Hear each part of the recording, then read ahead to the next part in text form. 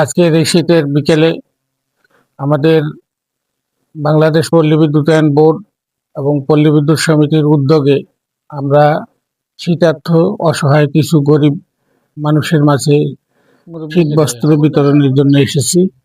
আমরা মূলত এই উদ্যোগটা নিয়েছি তীব্র শীতে মানুষের যখন জীবনযাত্রা খুব অতিষ্ঠ হয়ে উঠছিল, ঠিক সেই সময় আমরা এই শীত বস্ত্র বিতরণের সিদ্ধান্ত নিয়েছি। এই শীত বস্ত্রের অর্থের উৎস কিন্তু আমাদের নিজেদের চাঁদার উৎস থেকেই, অর্থাৎ কর্মকর্তা কর্মচারীদের চাঁদার অংশ থেকে এই টাকাটা এসেছে। এখান থেকে আমরা এই সাধারণ অসহায় মানুষের জন্য কিছু শীত বস্ত্র নিয়ে এসেছি। আমাদের পরিমাণ যদিও সামান্য, তারপরও আমাদের চেষ্টাটা যদি সঠিকভাবে করতে পারি এবং ভবিষ্যতে যেন এটা অব্যাহত রাখতে পারি, এই দোয়া আপনাদের কাছে কামনা করছি।